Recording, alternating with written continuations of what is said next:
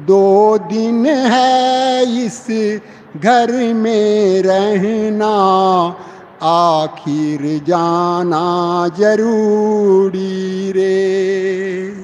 किस हित में धन जन को जोरूं, झूठा राज जगीरी रे, आखिर जाना जरूरी रे।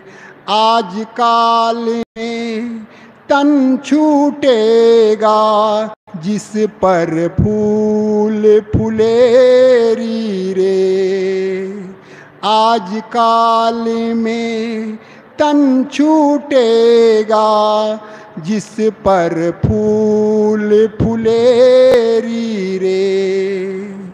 कह अभिलाष आस तज जग की, कह अभिलाष आस तज जग की, सच्चा काम फकीरी रे, आखिर जाना जरूरी रे। दो दिन है इस घर में रहना, आखिर जाना जरूरी रे। किस हित में धन जन को जोरूं, झूठा राज जगीरी रे, आखिर जाना जरूरी रे, आखिर जाना जरूरी रे, आखिर जाना जरूरी रे। बोलिए सद्गुरुदेव की जय, संत समाज की जय, भक्त समाज की जय।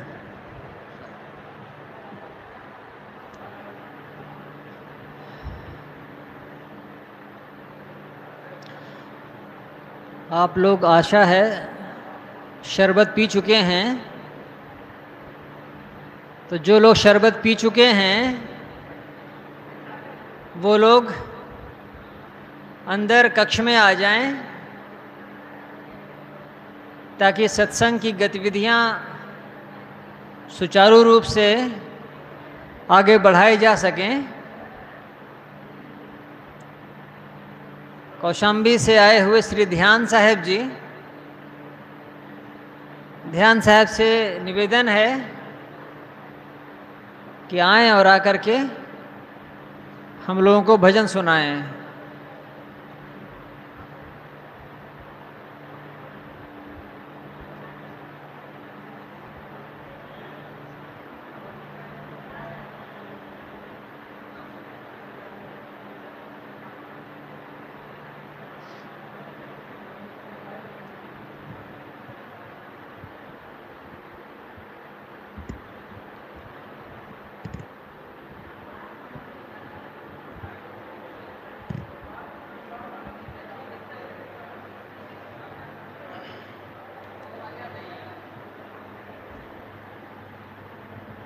बोले सद्गुरु देव की जय, सद्गुरु कबीर साहिब की जय।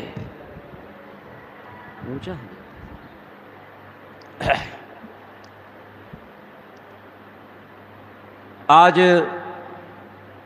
ज्येष्ठ पूर्णिमा सद्गुरु कबीर साहिब जी का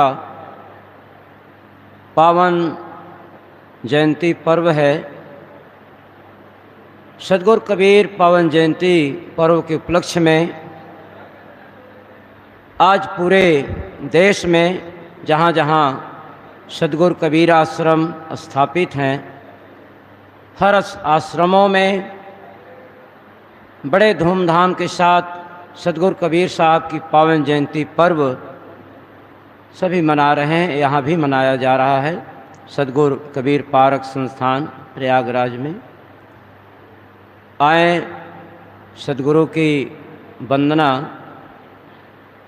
जिसे धनी धर्मदास साहब जी ने प्रस्तुत किया है, सद्गुरु कबीर साहब को ही अपना इष्ट मान करके उन्होंने विनय प्रस्तुत किया है।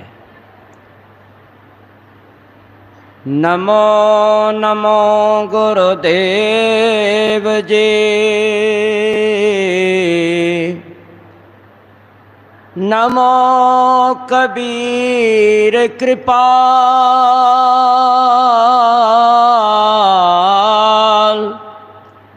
नमो संत शरणागति। बंदी छोर दयाल, बंदी छोर दयाल।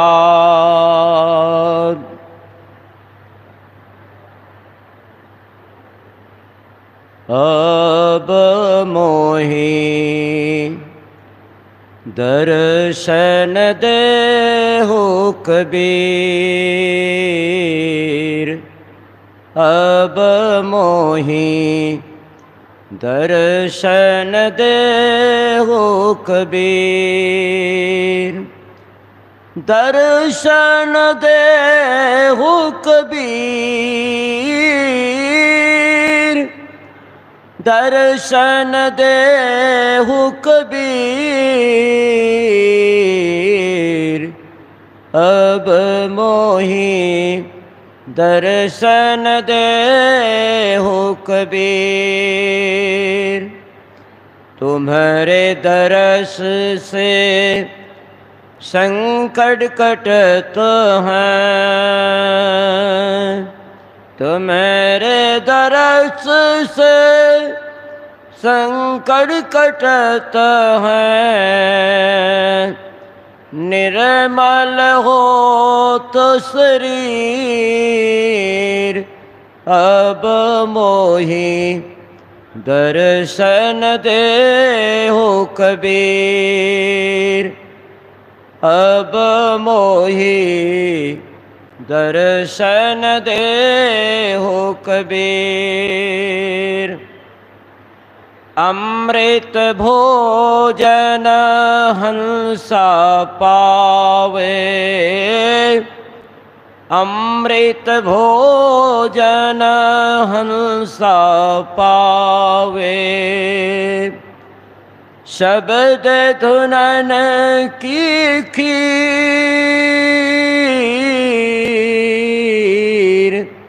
शब्द धुनन की खीर।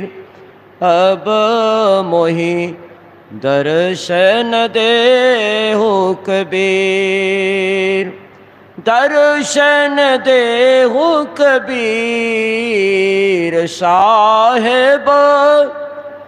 दर्शन दे हो कबीर। अब मोहि दर्शन दे हो कबीर। जहाँ देखूं तहाँ पाट पटंबर। जहाँ देखूं तहाँ पाट पटंबर। ओढ़न आंबर चीर। अब मोहि दर्शन दे हो कबीर। दर्शन दे हो कबीर साहेब। दर्शन दे हो कबीर। अब मोहि दर्शन दे हो कबीर। धर्मदास बिनवै कर जोरे। धर्मदास बिनवै कर जोरे। बिनवै कर जोरी साहिब। बिनवै कर जोरे।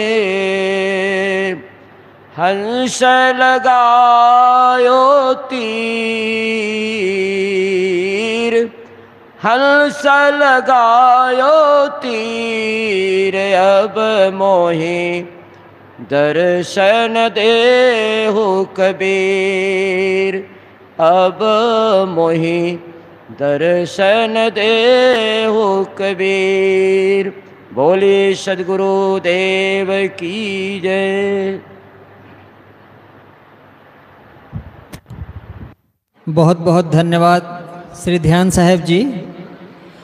अब मोहि दर्शन देहु कबीर, धर्मदास बिनवों करे जोर, हंसा लगायो तीर। कबीर साहब की संत परंपरा में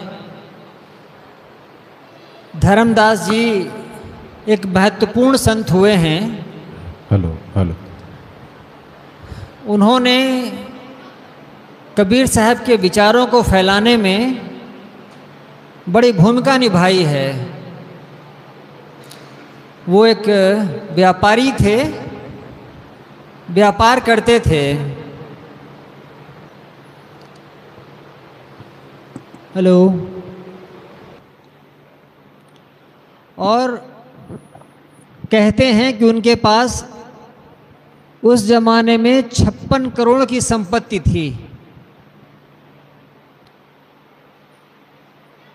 कबीर साहब के उनको दर्शन हुए और फिर जैसे वो धन से धनी थे वैसे ही वो भक्ति में भी धनी हुए, और उनका नाम ही है धनी धर्म साहेब। उन्होंने सद्गुरु की आराधना विनती बहुत की है। उन्हीं का पद अभी हम सुन रहे थे। निवेदन है विचार रखने के लिए हमारे साथी श्री मनोज जी। मनोज जी आए हुए हैं, बहुत वर्षों से हमसे जुड़े हुए हैं। आप आएँ और कबीर जयंती के प्रारंभ में आप अपने थोड़े से कुछ विचार हम लोगों के बीच में शेयर करें।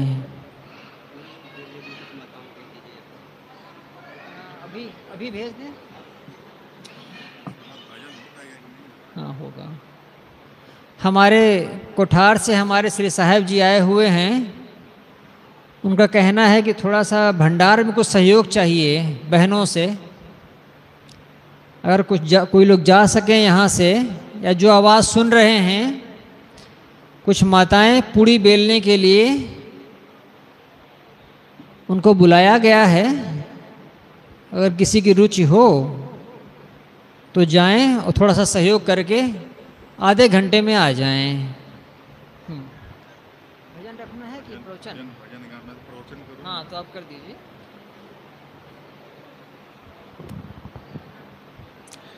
पूजनीय गुरुदेव जी, अर्चनीय वंदनीय संत समाज, भक्तजन, माताएं एवं बहनों, आज हम सभी लोग यहाँ पर 627वीं कबीर जयंती का पावन पर्व मनाने के लिए एकत्र हुए हैं। कबीर का शाब्दिक अर्थ ही है महान। कबीर साहेब जी एक युग दृष्टा, युग प्रवर्तक के रूप में इस धराधाम पर जन्म लिए। कबीर साहेब जी को कहा जाए रेयर ऑफ द रेयरेस्ट, जो इंग्लिश में एक वर्ड आता है रेयर ऑफ द रेयरेस्ट, यानी कि अद्वितीय में भी अद्वितीय। अगर हम संसार के सारे महापुरुषों को एकत्र करें और वहाँ पर कबीर साहेब भी उपस्थित हों, तो जो कबीर साहेब जी का अलौकिकता जो होगी वह रेयर ऑफ द रेयरेस्ट, यानी अद्वितीय में भी अद्वितीय। जैसे कि पृथ्वी पर हम देखते हैं कि सूरज चमकता है, सूरज एक सितारा है, वैसे तमाम सितारे आकाश में हैं, लेकिन सूरज का जो प्रकाश है अद्वितीय है। वैसे ही कबीर साहेब जी का जो ज्ञान है, जो मानव समाज के लिए उन्होंने ज्ञान दिया, वह अद्वितीय है। उनका ज्ञान ऐसा है जैसे खरा सोना। वे एक आध्यात्म के वैज्ञानिक संत थे। बहुत संत हुए, लेकिन उन्होंने श्रद्धा को सर्वोपरि रखा। पहले आप श्रद्धा करो फिर मानो। कबीर साहेब जी का जो ज्ञान था, पहले जांचो परखो तब मानो, तब श्रद्धा करो।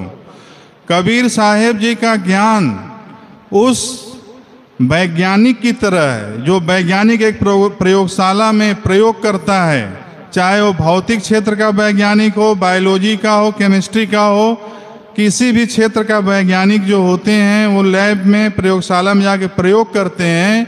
उसके बाद जो रिजल्ट आता है उसको दिखाते हैं कि प्रयोग द्वारा ये चीज़ हमें प्राप्त हुआ। कबीर साहेब ने अध्यात्म के क्षेत्र में आध्यात्म के जो मूल तत्व हैं, मूल ज्ञान हैं, उसको प्रयोग करके दिखाया। वे कहीं पे बैठ के गुफा में एकांत में बैठ के उनकी वाणियाँ नहीं हैं, पूरे समाज के सामने उन्होंने प्रयोग करके बताया। उन्होंने कहा, तू कहे कागज की लेखी, मैं कहूँ आँखन की देखी। तुम तो कागज में लिखा हुआ है, वेद में लिखा हुआ है, पुराण में लिखा हुआ है, उन रटी रटाई बातों को कह देते हो और आदमी को कुछ पल्ले पड़ता भी नहीं है। लेकिन मैं जो बातें कहता हूँ वो समाज रूपी प्रयोगशाला में प्रयोग करके मैं वो बात कहता हूँ और वो यथार्थ बातें होती हैं। उन बातों को कोई जांच ले, परख ले। जैसे 2 + 2 4 ही होता है, वैसे ही जो बात मैं कह देता हूँ वो 2 + 2 4 की तरह ही 100% सच है। तो मैं आज जो कबीर जयंती मनाने के लिए हम लोग एकत्र हुए हैं, वहाँ पर मैं आज का जो बर्निंग टॉपिक्स जो हैं, ज्वलंत मुद्दे जो समाज में हैं, उधर मैं ध्यान आकर्षित करना चाहूँगा। मैं बहुत ज़्यादा कबीर साहब की दोहे, साखी, चौपाइयाँ ये सब मैं नहीं कहना चाहूँगा, लेकिन जो बर्निंग टॉपिक्स हैं, ज्वलंत मुद्दे हैं, उसको मैं कहना चाहूँगा क्योंकि उसी की आज ज़रूरत है। पहली बात है, हिंदू मुसलमान के बीच में जो फासले उत्पन्न किए जा रहे हैं, जो तथाकथित राजनैतिक शक्तियाँ हैं और आध्यात्मिक शक्तियां हैं, जो हिंदू मुसलमानों के बीच में खाई उत्पन्न करके समाज को एक विभाजन के तरफ ले जा रही हैं, जो किसी भी तरह से भारतीय समाज और भारत देश के लिए ठीक नहीं है। आगे चल करके हमारा देश एक विभाजन और देखेगा। तो हम क्या कर सकते हैं? हम ये कर सकते हैं कि अगर हमारे पास इतनी ताकत है कि हम उन शक्तियों का विरोध कर सकें तो उनका विरोध करें। अगर इतनी ताकत नहीं है कि हम उनका विरोध नहीं कर सकते हैं तो उनका समर्थन भी न करें, क्योंकि जिस हिसाब से हमारे देश में हिंदू मुसलमान करके समाज को बांटने का प्रयास किया जा रहा है, बहुत ही घातक है। अगर एक परिवार में 2 भाई हैं और बड़ा भाई छोटे भाई के साथ हमेशा भेदभाव करेगा तो निश्चित है कि छोटा भाई एक दिन बड़े भाई से अलग होने के लिए बाध्य हो जाएगा। ठीक वैसे ही आज जिस हिसाब से मुसलमानों पर जगह जगह प्रतिबंध लगाए जा रहे हैं, जगह जगह उनका अवमानना हो रहा है, हमारे समाज के लिए कतई ठीक नहीं है। हम लोग कबीर साहेब जी के अनुयायी हैं। केवल कहने के लिए अनुयायी होने से कोई फायदा नहीं है जब तक हम कबीर साहेब की विचारधारा के साथ खड़े न हों और समाज में उसका पालन न करें। हम समाज में जहाँ कहीं भी हों, हिंदू मुसलमान में जो भी खाई बांट रहा है, जो भी विरोध बैर भाव उत्पन्न कर रहा है, उन शक्तियों के साथ मुकाबला करें। जितनी भी हमारी शक्ति है, जिस भी प्लेटफॉर्म पर हम हैं, वहाँ से हम क्या कर सकते हैं वह करना अत्यंत आवश्यक है। ये देश हित की मैं बात बता रहा हूँ। अगर हम चाहते हैं कि हमारा देश विकसित हो, हमारे नेता कहेंगे कि हम अपने देश को विकसित कर देंगे, लेकिन कोई उनके पास रूपरेखा नहीं है। देश विकसित कैसे होगा? अगर जब घर में ही कला है, देश में कला है, तो देश विकसित कैसे होगा? वे तो समाज को तोड़कर अपनी रोटियां सेक रहे हैं, उनको अपना सत्ता बनाए रखना है। तो इस बात को हम सभी समझें और जहाँ कहीं भी रहें, ये हिंदू मुसलमान को बांटने वाली नीति है, इससे एकदम से अपने आप को अलग करें, इनका विरोध करें। कबीर साहब ने कहा है, को हिंदू को तुर्क कहावे एक जिमी पे रहिए। कोई हिंदू मुसलमान नहीं है, सभी एक समान, एक मानव हैं, एक प्रकृति सत्ता के द्वारा उत्पन्न किए हुए हैं। तो इन विभाजनकारी तत्वों से हमें बचकर रहना है। दूसरी बात है वर्ण व्यवस्था, ब्राह्मणवाद। ये भी आज के समय में इसको बहुत ज़्यादा उद्घाटित किया जा रहा है। कक्षा 7 के एनसीईआरटी के इतिहास के किताब में ब्राह्मण व्यवस्था, वर्ण व्यवस्था का वहाँ गुणगान गाया जा रहा है। अभी इस साल का जो क्लास 7 की एनसीईआरटी के इतिहास की पुस्तक आ रही है, उसमें ब्राह्मणवाद, वर्ण व्यवस्था का गुणगान किया जा रहा है। वहाँ पे कहा जा रहा है कि ब्राह्मण जो नंबर 1 पर थे, सेकंड पे क्षत्रिय, वैश्य, शूद्र, सब जानते ही हैं। तो बहुत अच्छी व्यवस्था थी। ब्राह्मण पढ़ाते थे, क्षत्रिय रक्षा करते थे, वैश्य व्यापार करते थे, शूद्र सेवा करते थे। लेकिन क्या एक शूद्र पढ़ा लिखा है तो क्या वो पढ़ा नहीं सकता है? लेकिन इसका जवाब उनके पास कुछ नहीं है। इसका जवाब वो देना भी नहीं चाहते हैं। बस वो वही कहेंगे, कागज की लेखी। हमारे वेद पुराणों में यही लिखा गया है। कबीर साहब ने कहा तू कहे कागज की लेखी, मैं कहूँ आँखन की देखी। लेकिन वो केवल वेद पुराण, जो ढकोसला पोगापंथी वाली बातें, उनको दिखाकर उसको बढ़ावा देना चाहते हैं। सारा मनुष्य बराबर हैं। हिंदू, ब्राह्मण, क्षत्रिय, वैश्य, शूद्र की क्या बात है? मुसलमान भी उतना ही बराबर है, ईसाई भी उतना ही बराबर है। सारी मानव सब एक समान है। अगर हम इस बात को नहीं समझते हैं तो हम कबीरपंथी का केवल एक टैग लेके घूम रहे हैं। हमारे पास कबीर के विचारों को आत्मसात करने का बल नहीं है। मैं आपको बताऊं कि मेरे एक मित्र ब्राह्मण हैं, शिक्षक हैं।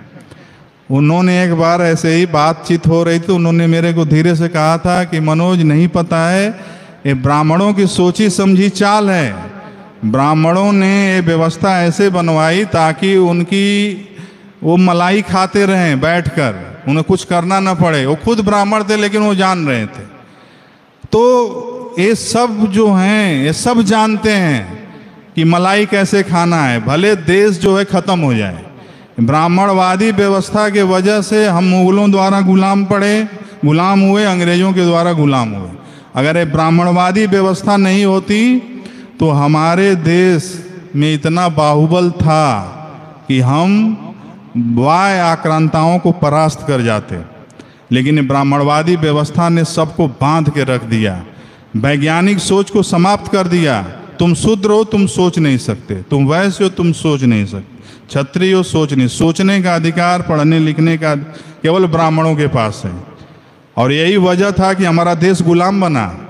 अगर ये ब्राह्मणवादी सोच नहीं होती, सबको अपने अपने अनुसार जो है सोचने समझने का अगर स्वतंत्रता रही होती तो निश्चित है कि हमारा देश आज कहीं बहुत आगे होता। साहिब जी का जो इशारा है, समय का अभाव है, इसलिए मैं अपनी वाणी को समाप्त करना चाहता हूँ। बोलिए सद्गुरुदेव की जय, संत समाज की जय, भक्त समाज की जय।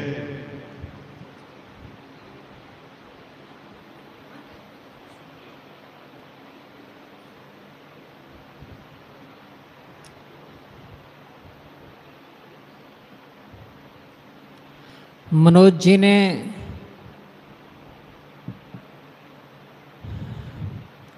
कुछ विचार दिए।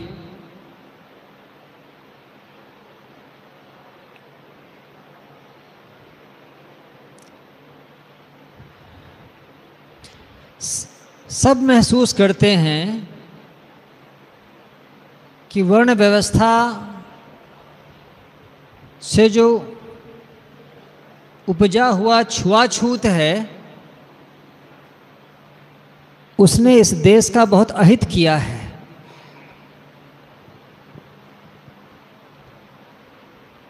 और इसकी जड़ें बहुत गहरी हैं। धर्म के ग्रंथों में भी इस बात को लिख दिया गया है।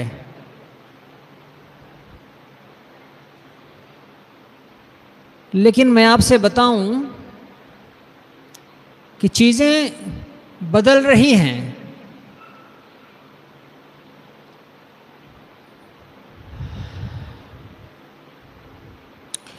अभी भारत सरकार राजी हुई है पहली बार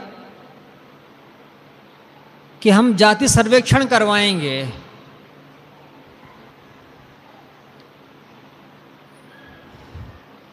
जब पॉपुलेशन सर्वे होता था तो SC ST और जनरल को गिना जाता था, OBC को नहीं गिना जाता था। हर राज्य में, मेरी बात सुने, हर राज्य में पिछड़ों की आबादी 60% तक जाती है, कुछ जगहों पर 70% भी है, कुछ राज्यों में। और इस 60 और 70% की आबादी को 27% आरक्षण दिया गया था। पहली बार सरकार राजी हुई है कि हम जांचेंगे ब्राह्मण कितने हैं, क्षत्रिय कितने हैं, वैश्य कितने हैं और शूद्र कितने हैं। अब अगर एक समाज में 80% शूद्र हैं, यदि एक समाज में 85% शूद्र हैं, तो इसका मतलब है आपने सिर्फ शूद्र तैयार किए हैं हिंदुस्तान में और कुछ नहीं।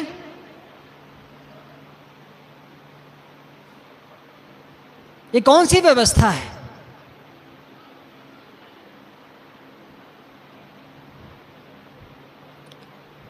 और अभी इकोनॉमिक सर्वे आया था 2025 का, उसमें भी चीजें निकाली जा रही हैं कि 5% जो लोग ऊंचे हैं उनके पास 70% रिसोर्सेस और संसाधन हैं, 5% के पास 70% संसाधन हैं और 95% के पास कुल 30।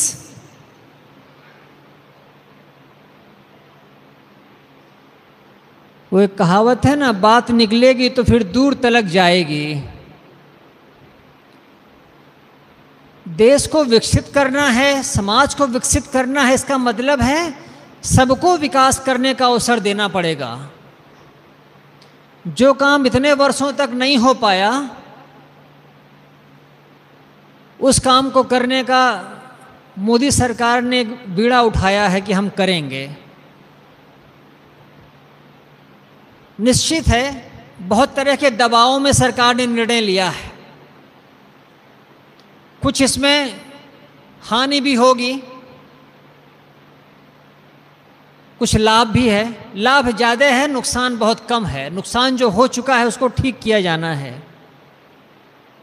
और एक चीज़, ये जो देश अब शुरू हो रहा है, ये मनुस्मृति के आधार पर नहीं चलेगा। भले चलाने वाले मनुस्मृति के समर्थक हों, लेकिन अब ये देश मनुस्मृति से नहीं चलेगा। समय बदलता है, चीज़ें बदलती हैं। हिंदुस्तान बहुत जेनरस सोसाइटी है, बहुत उदार समाज है।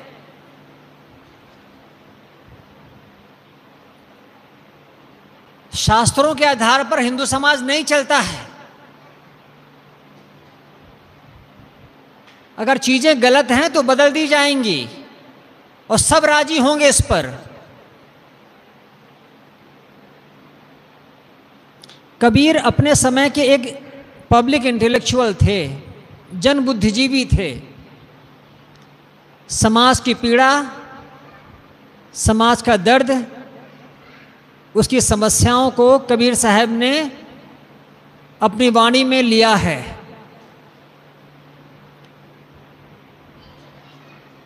जनता को तो बस रोटी चाहिए होती थी, उसी में उसका जीवन लगा हुआ था।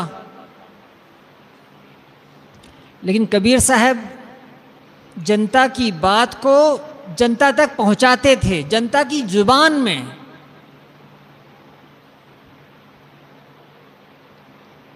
इसलिए वो बुद्धिजीवी हैं, जन बुद्धिजीवी। राजा देश बड़ो परपंची, रैयत रहत उजारी। राजा अगर प्रपंची हो जाए तो रैयत प्रजा उजाड़ हो जाएगी। ये उन्होंने सीधे सीधे कहा है राजा को।